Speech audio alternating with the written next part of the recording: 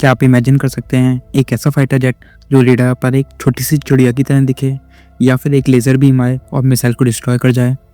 नमस्ते दोस्तों, स्वागत है आपका वर्ल्ड वाई आकाश में।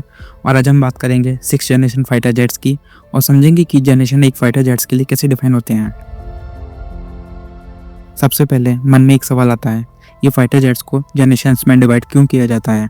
अगर सिंपल वर्ड्स में इसका रिप्लाई करूं तो ये क्लासिफिकेशन एक तरह का जो बताता है जेट्स के इवोल्यूशन और उनकी टेक्नोलॉजीज के लेवल के बारे में। लेकिन जनरेशंस का कॉन्सेप्ट 1990s के बाद ही पॉपुलर हुआ था। चलिए देखते हैं पिछले 80 सालों में फाइटर जेट्स कैसे इवॉल्व हुए। फर्स्ट जनरेशन की बात करें तो उसमें जेट्स की स्पीड सबसोनिक होने के साथ साथ basic radar and simple weapon से लेस होते थे। एग्जाम्पल के तौर पर यूएस का F-80 fighter jet. Second generation आने पर स्पीड सुपरसोनिक हो गई और ये जेट्स गाइडेड मिसाइल से लेस थे। एग्जाम्पल के तौर पर सोवियत का MiG-15 fighter jet.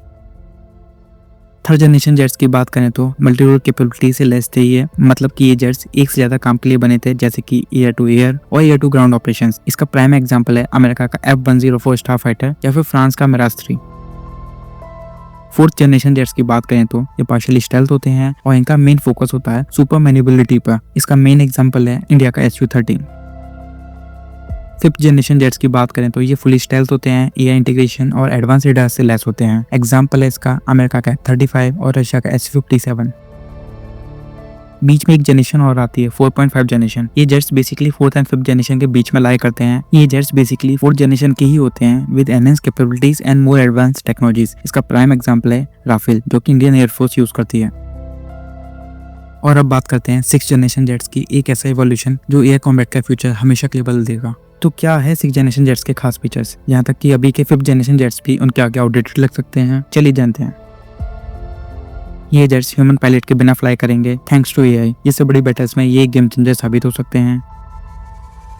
Dual cycle होने की वजह से इनकी स्पीड मैक 5 तक जा सकती है, जो कि हाइपरसोनिक स्पीड है। फ्यूचरिस्टिक्स वेपन से लेस होते हैं, जैसे कि लेजर बीम्स जो मिसाइल्स को डिस्ट्रॉय करेंगे, इवन या फिर इलेक्ट्रॉनिक सिस्टम्स को जैम कर सकते हैं। ये लो स्पेस में फ्लाई कर सकते हैं, यहाँ तक कि एटमॉस्फेयर के ऊपर जाकर एंटी एयरक्राफ्ट सिस्टम्स को चकमा दे सकते हैं। अब सबसे बड़ा सवाल आता है, आखिर क्यों सारी की सारी कंट्रीज इस टेक्नोलॉजी में इतना इन्वेस्ट कर रही हैं। सिंपल जवाब है डोमिनेंस। हर सुपर पावर ये समझती है कि नेक्स्ट जनरेशन एयर कॉम्बैट में पहला एडवांटेज उसी का होगा जो सबसे एडवांस टेक्नोलॉजी को सबसे पहले डिप्लॉय करेगा। ये सिर्फ एक फाइटर जेट का अपग्रेड नहीं है, ये एक एयर सुपरमैसी के लिए एक नई रेस का हिस्सा है। चलिए देखते हैं टॉप कंट्रीज क्या क्या स्टेप्स ले रही हैं। यूएसए, जो हमेशा मिलिट्री टेक में एक लीडर रहा है, next generation air dominance project पर काम कर रहा है। यह एक एडवांस स्टेल्थ जेट प्रोग्राम है जो इकोसिस्टम बनाएगा, जिसमें ड्रोन्स, एयर सिस्टम्स और एडवांस सेंसर्स का इंटीग्रेटेड सिस्टम होगा। इसके साथ ही टेम्पेस्ट प्रोग्राम है जो यूके, इटली और जापान का एक कोलैबोरेशन है। अगर चाइना की बात करें तो चाइना अपने प्रोटोटाइप्स के थ्रू ऑलरेडी दिखाना चाहता है कि वो भी इस रेस में पीछे नहीं है। चाइना के प्रोजेक्ट्स का फोकस एआई ड्रिवन वॉरफेयर और हाइपरसोनिक कैपेबिलिटीज पर रहेगा, जो रीजनल राइवल्स को साइकोलॉजिकल और टेक्टिकल एज दे सकते हैं। रशिया की स्ट्रेटजी जरा अलग है, वो स्टेल्थ और हाइपरसोनिक के मिक्स को लेकर काम कर रहा है। रशिया अपने एग्जिस्टिंग सुखोई जेट्स को अपग्रेड करते हुए एक ऐसा प्लेटफॉर्म बनाना चाहता है जो ना सिर्फ इनविजिबल हो बल्कि एक्सट्रीम स्पीड्स पर एनिमी को बाईपास भी कर सके। अब बात करते हैं अपने इंडिया के बारे में। हाँ, हमारा AMC प्रोजेक्ट भी अभी 5th जनरेशन फाइटर जेट्स पर काम कर रहा है, जो एक ह्यूज अचीवमेंट है। लेकिन फ्यूचर के लिए अगर हम एक लीडर बनना चाहते हैं तो 6th जनरेशन जेट्स की अभी से प्लानिंग शुरू करनी होगी। अब ये सिर्फ एक एयरक्राफ्ट का अपग्रेड नहीं है दोस्तों, ये एक पूरा वॉरफेयर का नया एरा शो करने की तैयारी है।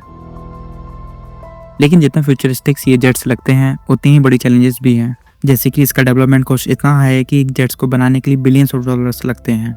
और अगर टेक्नोलॉजी को मेंटेन करने की बात करें तो ये इतना मुश्किल है कि इवन सुपर पावर्स को दिक्कत होती है। और सबसे बड़ी चीज, क्या एआई पर पूरा भरोसा किया जा सकता है। दोस्तों, 6th जनरेशन जेट्स का फ्यूचर साइफाई से कम नहीं लगता है। ये दुनिया के बैटलफील्ड्स का डायनामिक्स पूरी तरह से बदल देंगे। लेकिन क्या आपको लगता है इंडिया इस रेस में काफी पीछे रह गया? कमेंट्स में अपने थॉट्स जरूर शेयर करें। अगर इस वीडियो से आपको कुछ नॉलेज मिली है तो लाइक करें, शेयर करें एंड सब्सक्राइब करें वर्ल्ड वाई आकाश को। ऐसी अपडेट्स के लिए मिलते हैं अगले वीडियो में, तब तक के लिए जय हिंद, जय भारत।